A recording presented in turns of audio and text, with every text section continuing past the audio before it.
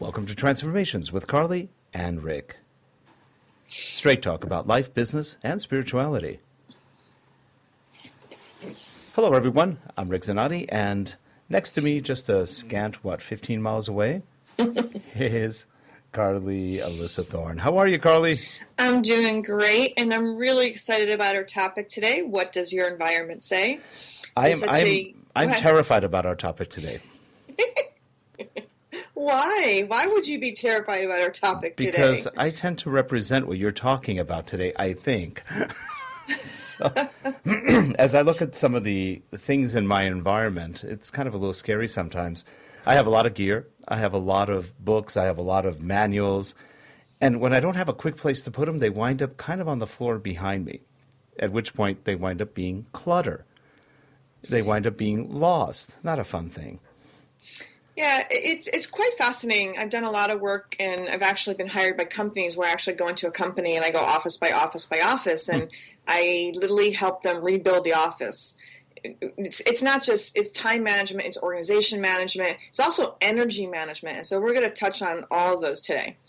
The first one I would like to just touch briefly on, and we've had this discussion, which I think it would be a fun thing, a little tidbit to share is, I'm going to ask you, why do you think that in the Asia culture, that when you walk in a home, you take off your shoes? Well, it depends on which Asian culture. They don't all do that. Very true. Japanese do that. I think Koreans do that, some of them. Chinese don't do that. Mm-hmm. I'm not quite sure why they do that, short of the fact that they, depending on the time, culture, and era, they had either hard shoes or they had uncomfortable shoes, and they would take them off also to keep the house clean. Mm-hmm. So I'm going to add 2 layers to that. Okay. One of them actually, it's more about, and this is the reason why I'm bringing this up, it's respecting mm-hmm. your home. That when they walk in the home, it's like if you go to a dojo, which is like a karate studio right. or some sort of martial arts studio, you take off your shoes, you get to the mat, and you bow. Right, it's right. Respect. That's a very Japanese thing, and Korean too. Yes, it is. And actually, what's really nice is that I think more and more people are starting to understand that it's not just about having you don't take off your shoes just not to have a clean house. It's about respecting your home. But here's the other little thing that most people don't understand about it. If you think about this, everywhere we go, we have our soles of our shoes, and we're walking, for example, all day long in them, and mm-hmm. then we come home. It's actually tracking the energy also of everywhere you've been. Everything is energy. So if you're in one space and there's dirt or there's toxic people talking or whatever, everything that you actually have on your shoes, when you start walking through your house, you're actually tracking that energy of everywhere you've been through your house. So yes, it is about keeping your house clean. Yes, it is about respecting your home. Your home is supposed to be your sanctuary. It's supposed to be your temple, if you will, where you have peace, harmony, love. It's not supposed to be chaotic. And why would you want to? I know so many people actually, and this is a very true story. I've known very many friends in the past who literally would avoid going home because the house was dirty. It was disorganized, and it was just like they dreaded going home. They'd rather be at their office where it was more organized, if that was the environment there, or they'd rather go to somebody else's house, or they even may go out, like literally out, to a restaurant or whatever. They just do not want to go home. And that's subliminal or subconscious. It is. And if you think about this, and here's another little tidbit. If you are a type of person that throws your clothes on the floor, what are you telling the universe? Why would the universe want to give you more of something if you can't even respect a pair of jeans? It's like taking money and going, crumpling up, your $100 bill. And this is a funny thing about even like with money, organizing. It's respecting it. If you have your dollar bills or whatever, and they're just kind of like thrown in your purse, the universe is going, wow, you don't really respect me. And the people that actually take the time to put their 1s and their 5s and their 10s and their 20s, and they put them in their wallet, whatever, and they can find it.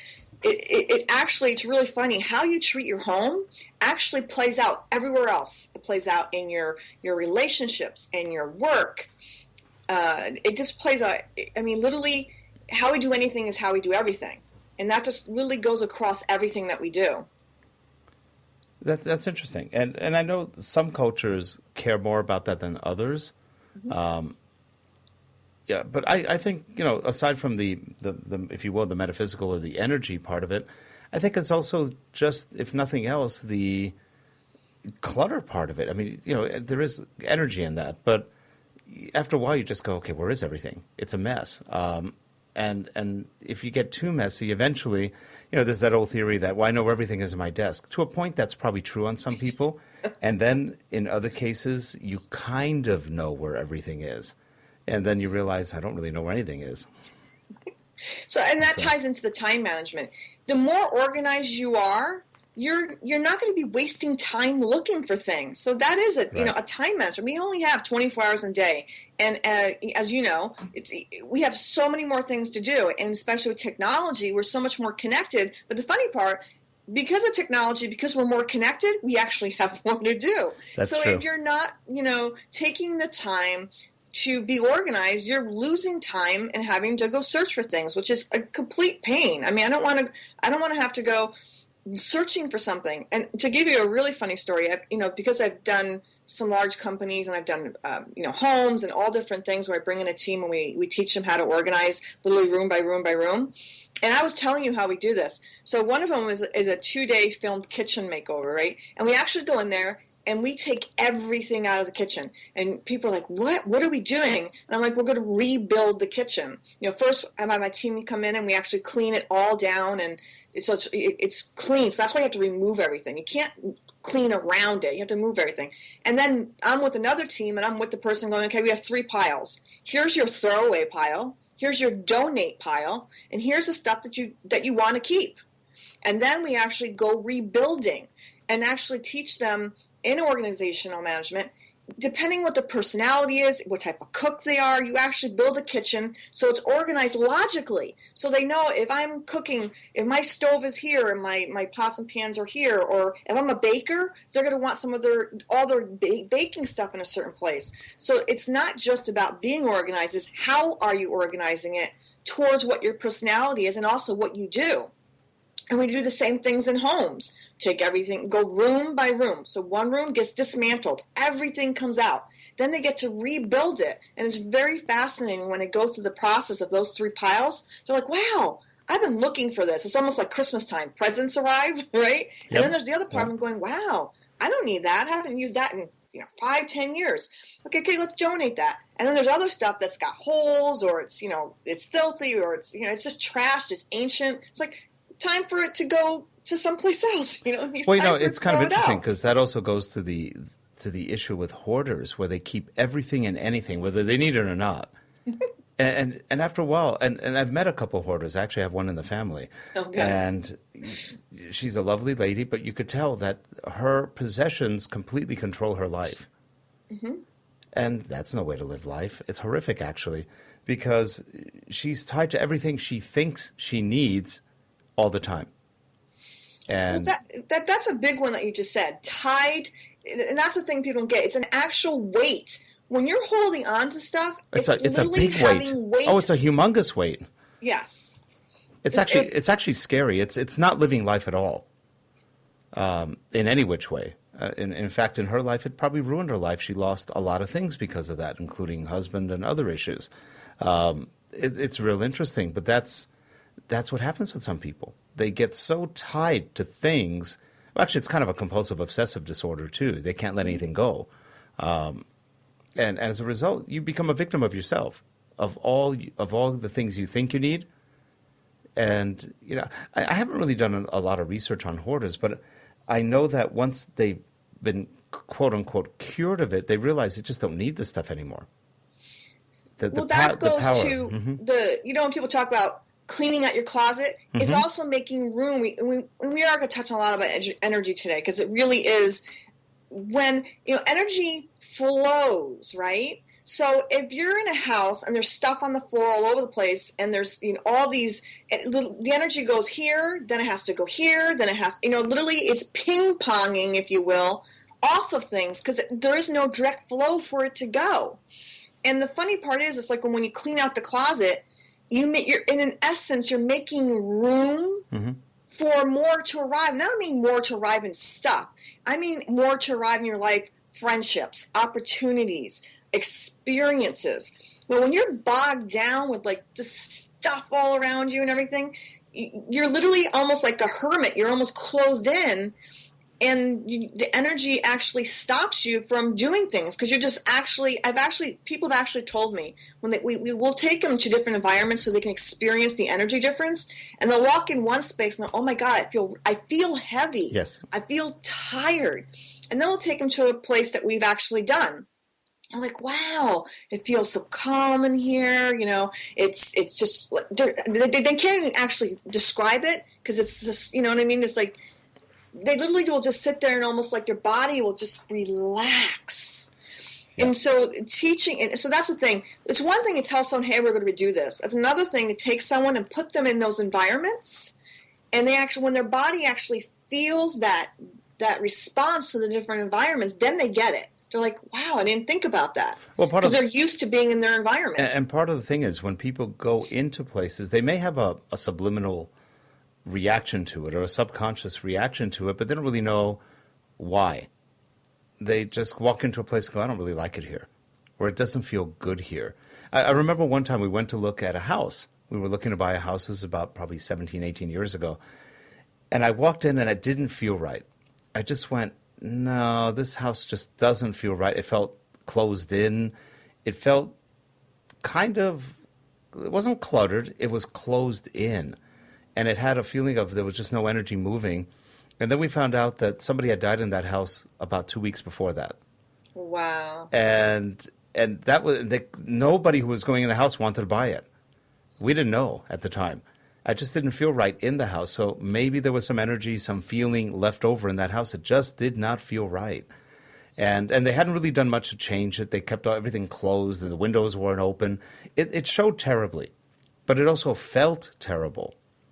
And that's the other thing, like getting to what you're saying is not only does the stuff around the house and the stuff around where you work affect you, when you become conscious of it, only then can you really make a big difference, because otherwise you're just going to stay in the same situation all the time. And you can usually tell if you're fairly alert or sensitive to it, you can tell when your office isn't right, when your home isn't right. There are things that just don't feel right.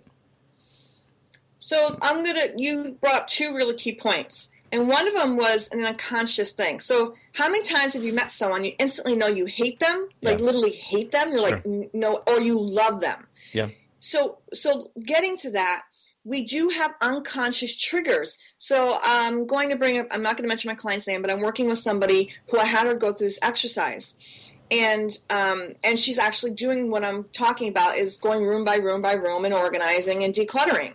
And she literally was starting to get sick, like not feel good. And I had her start talking about a little bit of, past generational things. If you look about people who grew up in the Depression and didn't have anything, they have an actual overwhelming, compelling need to have a food storage or pantry filled to the brim. They have a need to. Now, I'm not saying everybody, okay. However, I've seen this time and time again when I've worked with people, when I start getting into the patterns or finding out about their family or what they grew up with. If they had nothing, some people will feel the need they have to have everything. If they didn't have a lot of food when they grew up, they'll have a need to have a lot of food around. Even some people actually even eat more because in essence, in a weird way, unconsciously, they were starving as a child.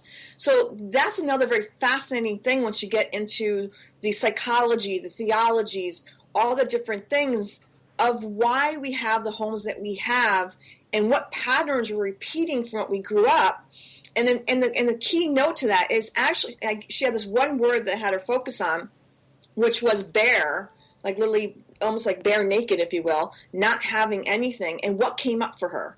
Okay? So if we do have clutter in our environment, or if we, even with our children, is teaching them to respect their rooms and their things and everything, you will actually start to find patterns. And like you said, once you have the knowing of that pattern or the trigger or the why, then you can actually do something about it. Yeah, that's true. And it is interesting how that works. in terms of what you see and what you feel. And getting back to people, that's another interesting thing, because you'll meet some people. I don't know if I've ever had a hate for somebody when I met them, but I had definitely a feeling of, I don't want to be around that person. It didn't feel right. My wife has a habit of calling them brown. There's something brown about them. It's like muddy. Their spirits are muddy. Their whole personality is like, not somebody you want to hang around with. And it has nothing to do with skin color or whatever. It can be anybody, but they have kind of a dark, muddy appearance or feeling. And it's interesting. When she says that, yeah, a lot of times I go, yeah, dark. Okay, that's kind of a muddy, it's a negative feeling. It is. And that she says that color. If you can see auric fields, or if you can see energy fields, they're called a couple different things. One terminology is almost like miasms, almost like snakes going through people's bodies, like they're being strangled by energy. And the funny part is, it will appear as a black or dark field. And for some, like she said, muddy. It is a brownish, almost tint. It goes from a brownish tint to a really dark black. And that's why a lot of people say they'll feel that heaviness or that darkness, because energetically, that's actually what it is. And the same thing with cancer. When dogs sniff cancer, or if they do the photography where you can see auric fields, you actually will see dark black spots. So that's, she's actually, a lot of people, it's funny, a lot of people don't truly know how spiritually connected they really are. They're behaving, they'll actually, like when you said, your wife said, I feel, something muddy. So the funny part is, we, even unknowingly, unconsciously, already have those spirituality essences about us that we're actually picking things up. And some people will call it intuition, some people will call it knowing, connection, whatever. And for some people, they don't even want to go near those words. They'll just use other words. Right. And it's definitely a feeling, something you get from that person. And I guess you get that from when you, like you said, you walk into a house, you walk into a room. I'm sure you've walked into a house where you went, things don't feel right. And for whatever reason, it could be the house is just dark, or it's messy, or it's something, the decor.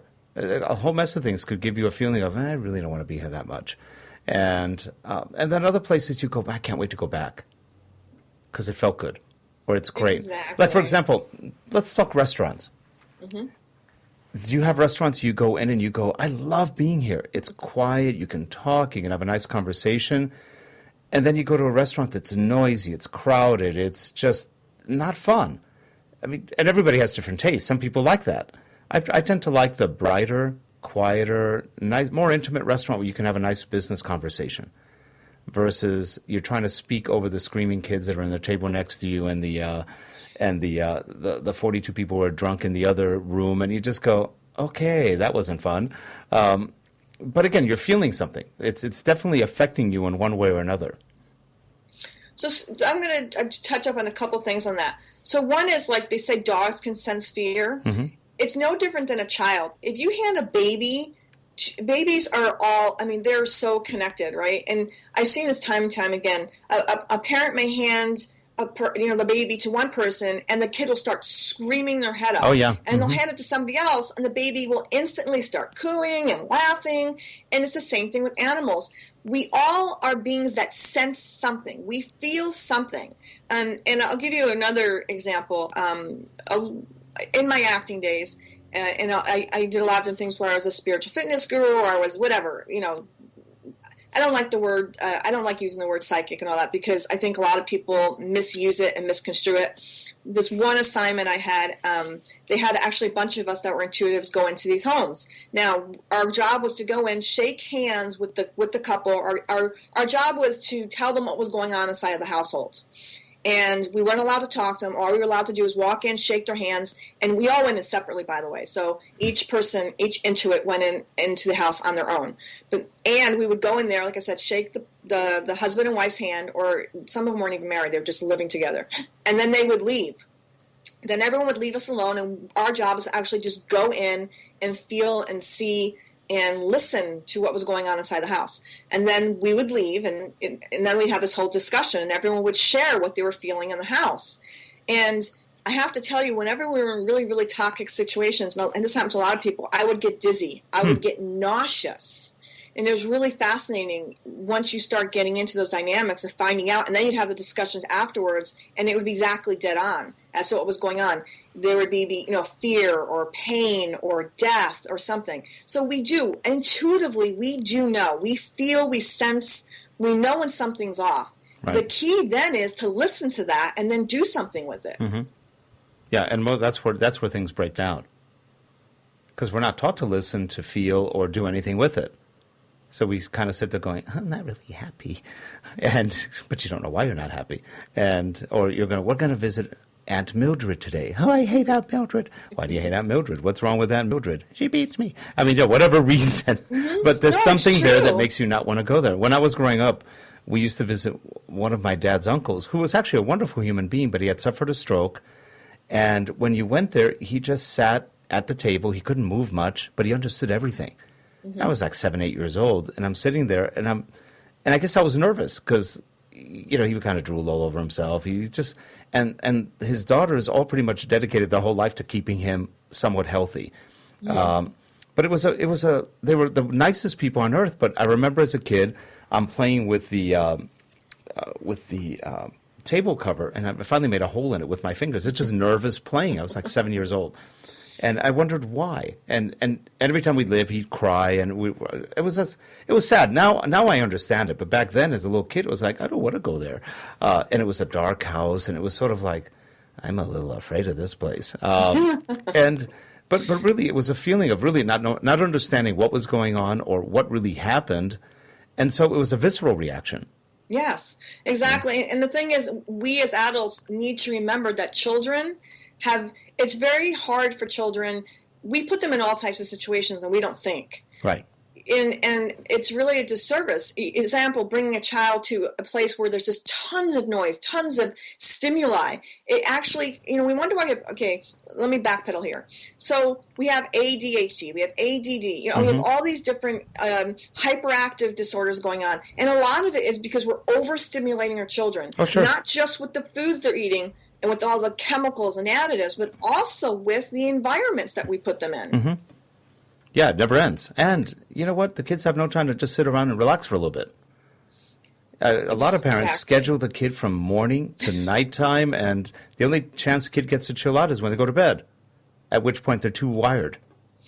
So that's something I am going to bring up that's really important in a house. A lot of people don't realize, especially in children's room. First of all, the three biggest rooms of importance in a home is your kitchen. That is where you nourish your body, where you feed the person, your being to keep it healthy and to give you the energy to thrive, right? Our bedrooms are the place of sanctuary of sleep and even romance, even making babies, right? That place needs to be something that is a very peaceful environment. When we have TVs in our bedroom, computers in our bedroom, our cell phones in our bedroom, our phones, what we don't get is everything has a vibration and electricity coming off of it. And so if you have all these things in your room, like I said, the 3 rooms are important. I need to bring up the other one: bedroom, kitchen, and living room. The living room is supposed to be a space of harmony where family gathers, and it's also supposed to be a place of relaxation. Obviously, your dining room is I think of that, connotate that as with the kitchen, where you're nourishing your body. Now, Carly, as you get older, the bathroom is very important too. Yes, it is. Don't forget about that bathroom. I won't. I just want to touch on those 3 main ones because it's so critical. Mm-hmm. You don't want to have in a child's bedroom all these electronics. It really does mess with their sleep. And they've actually done studies where they hook you up with those electrodes and they put you in your while you're sleeping in your bed, and they'll record. And they've done it with putting someone in a bedroom that just has their bed and beautiful surroundings. And by the way, live plants are really important to have. And then they put them in a room with electronics and see what their brainwaves are like. It's no different than, which a lot of people don't know. Actually, no, that's not true. A lot of people do know now. If you ask a question, if I asked you a math question before you went to bed and you hooked up to those electrodes, your brain will all night long go to the part of your brain that solves math, okay? And literally it's searching for the answer. And that's what it'll be working on all night long. And they've actually literally hooked you up with electrodes, and they'll actually see where the brain activity. They put you through the scanner, and it'll actually, scan your brain, and it'll actually highlight the activity of where your brain is at that moment. And they've done the same thing with experiments of doing that same experiment in an environment that's calm and an environment that's not. So, and I'm not saying, obviously, we all have electronics. We're in a electronical age. Have an office. If let's say you don't have enough bedrooms, you might take a part of the living room or something to make an office for yourself. You just don't want all that stuff in our bedrooms. No, I agree. It really affects you. I agree. And TVs in the bedroom, you're going to bed with whatever sick imagery you just got from that TV set before you go to bed. So you're watching some sort of horror vampires. You're watching a vampire thing. You're 17 years old and you live with vampires. I mean, what's with this vampire thing? But anyway, you're watching something that is either a horror movie or some sort of sick reality show, whatever. And you go to bed and now that crap is in your brain. So imagine what your sleep's going to be like that night. Yeah, it's going to be a good one. Well, let me add to that. There are a lot of people that have the TVs in their bedroom, and that's their lullaby. They go to sleep to their TV and they leave it on. That's even worse. For you. Yeah, that's even worse. If your TV is on all night long, you're getting subliminal messages. And that's why I sleep to subliminal vibrational music or subliminal meditations. Mm-hmm. Now, if you have your TV on, whether you know it or not, you're getting subliminal messages about getting sick, taking this flu medicine, taking... And you wake up and you want to buy that sponge you saw for $19.95. I mean, that's just the way it is. No, I'm serious. Don't do this, do that. Yeah. And then you're listening to, or people fall asleep to 11 o'clock news. Great. Mm-hmm. This person got killed. There was a mass killing here. There was a murder here. Yep. So before you're going to bed, you're hearing all the negative things that happen in the news, and then you're leaving your TV on, and the 2 a.m., 3 a.m., 4 a.m. programs are all, the things, buy this, buy that, do this, do that, and you're just being subliminally programmed for things that are not serving you in any shape or form. No, I can't think of actually anything worse than to go to bed with your TV on. It's probably one of the worst things you could do. There are so many people that do. It's scary. Mm-hmm. Well, that's another problem, and I think we should talk about this in another show, and that's we can't live with our own silence anymore. It's true. You can't spend a moment with yourself because, oh my gosh, what happens if you don't like yourself? So you're going to laugh at this because I know you're going to laugh at this. You see me on camera, you've talked to me a lot, other people see me in person, and I'm really animated, and I'm really passionate. And and then some people, I may appear hyper. The funny part is when I'm alone, when I'm in my own space, and even when I've been I like to live in community-style homes, or I like family. I like to be around people because otherwise I become a hermit. And I'm so quiet. They're like, you're the most amazing person to live with because you're so quiet. And most people say to me, Carly, quiet? Seriously, I am, for the most part, for most of my day, if I'm on the phone with a client, and that's the funny part, this persona is the real me. However, when I'm alone with myself, I'm extremely quiet. Well, no, we're very similar that way because I talk to people all day long. I'm on the phone. I'm teaching. I'm training. I'm doing shows. Whatever we do, but I'm quiet. I'm actually real quiet. I mean, when people take me to a party, it's like the last place I ever want to be. I'm the guy in the corner just watching people and quiet. I just don't want to be bothered. It's real interesting, but yeah, we're very similar that way because we have kind of a demeanor of, hey, yeah, let's go out and have some fun, but not really. It's left alone, I can spend hours and hours. Well, okay, you're an only child, aren't you? In essence, I would say yes. I have a brother. Okay. The part of the reason why I do what I do and I teach the way I teach and why I love to inspire and empower is everybody knows, and you've known if you've read I know you've read part of it. I had a very massively dysfunctional family. Mm-hmm. So I do have a brother. He's 2.5 years older. I haven't seen him since my father passed away way back in '98. And even before my father's death, my brother and I were never, ever, ever close. And I'm dead to him. And I've learned to just, for years and years and years, I was always attempting to, connect with them and I did so many things to attempt to connect with him, and you're only going to get slapped down so many times before you. I mean, I had to move on. Otherwise, I'd be tortured with, why doesn't my brother love me? Why won't he talk to me? Why this? Why that? And that's not a life. No, and I'm an only child, my wife's an only child, and our daughter's an only child. So you have 3 only kids in one house, all in their own rooms. And it's funny because we really don't have a problem, all of us being in our own rooms. Now, daughter got married and moved out, so now that's another room that we can use for computer stuff. But in essence, literally, we can spend all of our time alone, and we don't have a problem with that. And most people go, well, do you guys talk? We talk all the time, but we can also spend a lot of time alone with different hobbies and... Yeah. The tricky part with you and I, though, and people like us, is that is why I don't live alone. Because if I live alone, I'd seriously become a hermit. Yeah, I think I probably could too. Into self. Yeah. I don't mean self as in self, absorption about me. Yeah. I just get into massively reading, massively studying, Sure. Writing endlessly on the computer. Well, I guess in your days, that's what people did. They went off to the mountain to become hermits. Yes.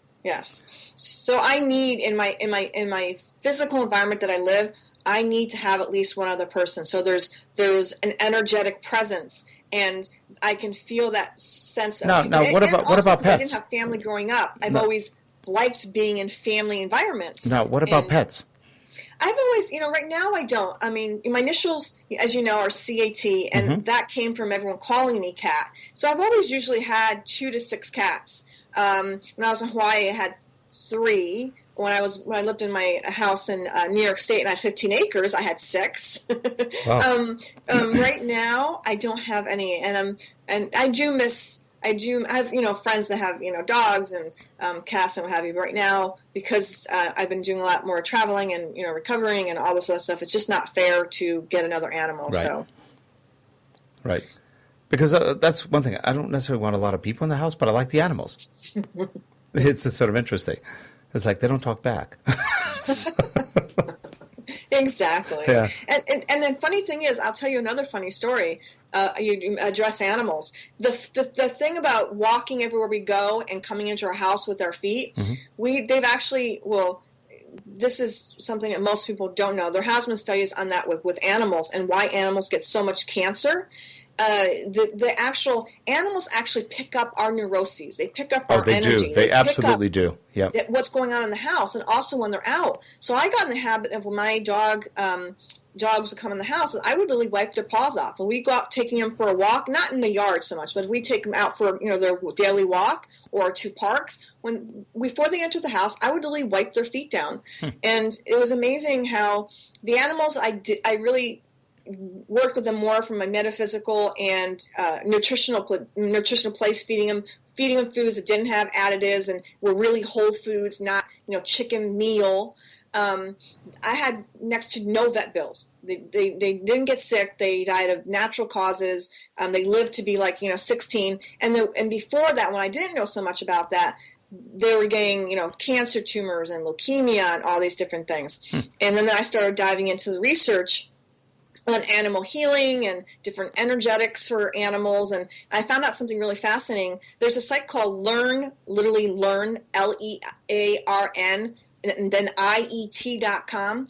It's integrated energy therapy, which it's a Reiki plus. There's a bunch of other modalities with it, and they use acupressure points. But the interesting part was if you stand a cat up or a dog up or a horse up, like literally straight up like a human being, their acupressure points are the same as ours. That's true. Yeah, pretty similar. And so they have actually developed a healing program for pets, and it was really fascinating to study that.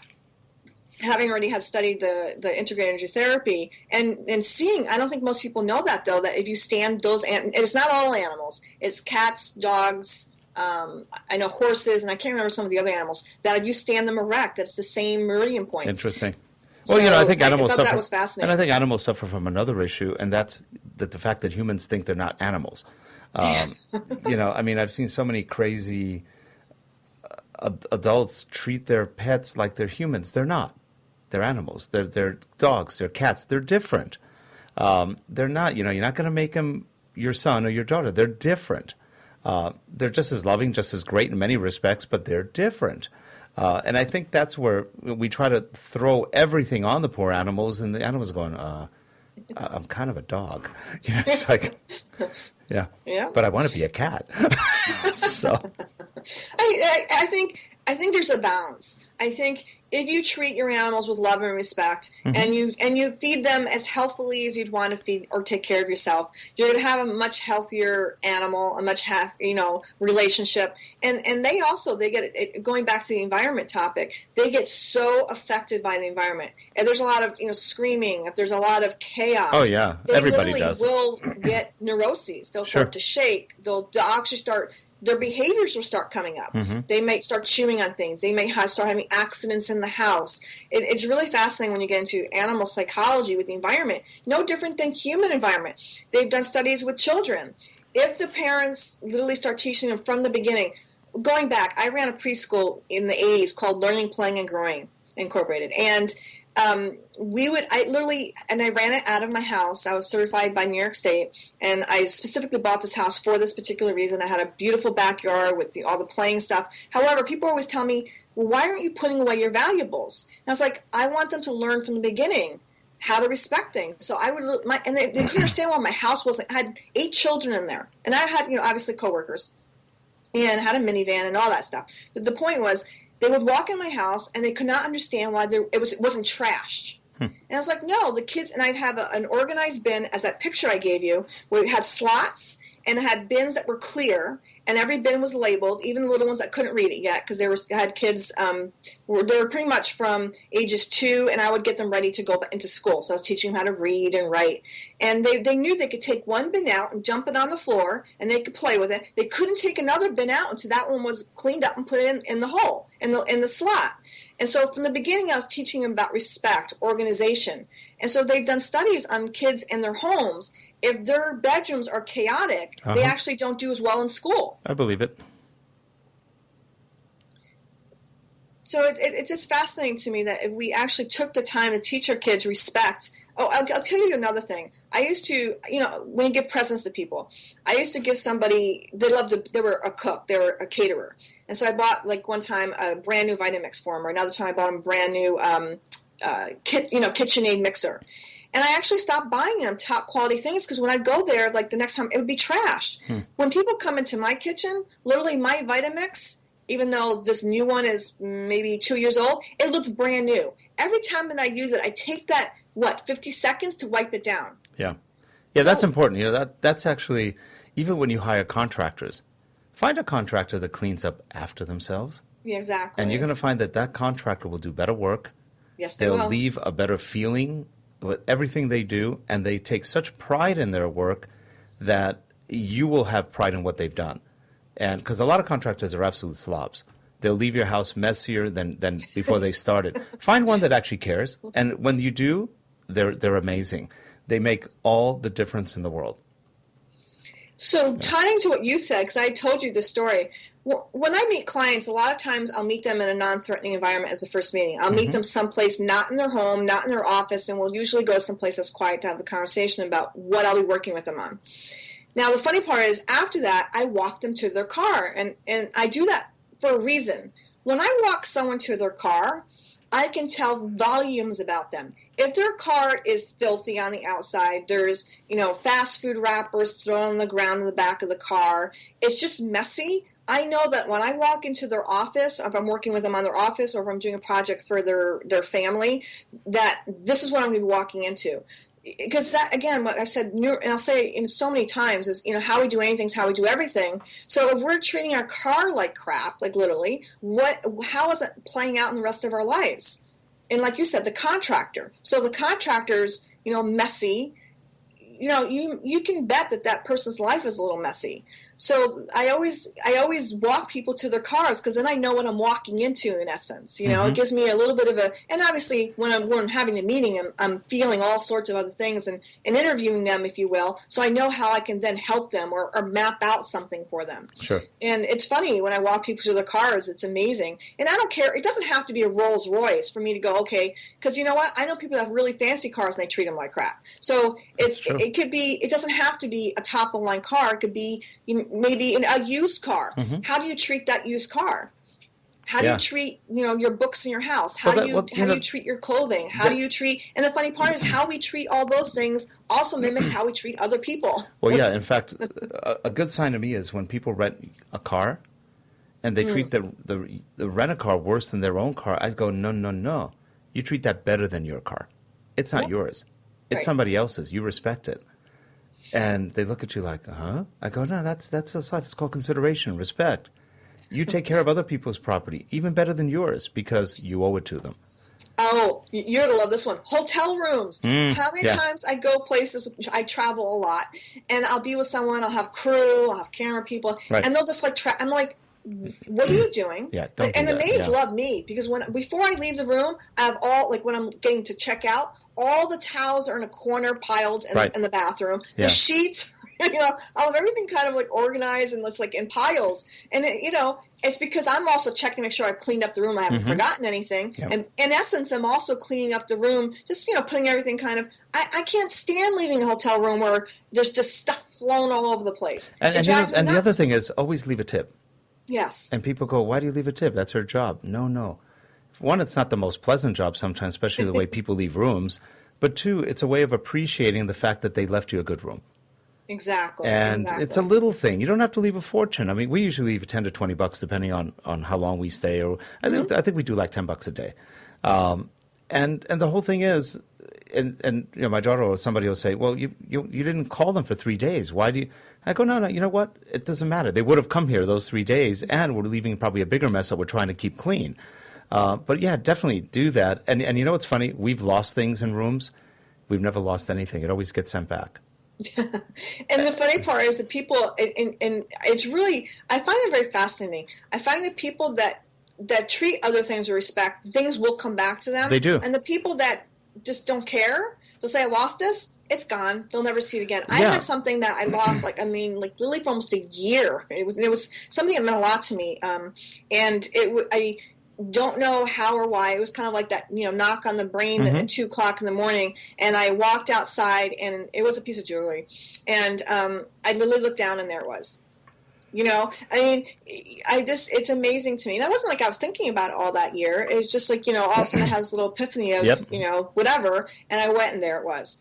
And I've heard story after story after story saying I've lost this or I've lost that. And I've heard horror stories. People say, well, this was stolen from my hotel room. This was stolen from my hotel room. And the funny part is, though, if I look at their life, they really don't have the respect for things. They really don't treat their home with that and that. Yeah, we've been very lucky. Everything we've ever done, lost or left on a plane or whatever, except for one thing once. And everything always comes back. I mean, we've had some expensive things come back, and we went, Leslie, my wife, lost a pair of really good noise-canceling headsets, like $200-$300 kind of headsets, and left them in the room. And we looked before we left. We could not find them. I have no idea where they went. I think they were under a bed or behind furniture we just didn't catch. And we got a call 3 days later saying, we found these. And, where can we return them? That was great. I mean, you really appreciate that. It was a Hilton, too. It was a big Hilton. And you just appreciate that. And the thing is, after they came back, she made it a point to call and thank them.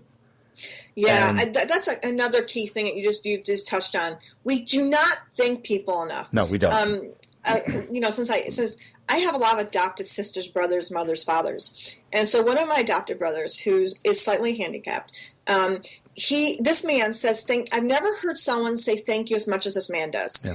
He works 2 jobs. He's a really hard worker.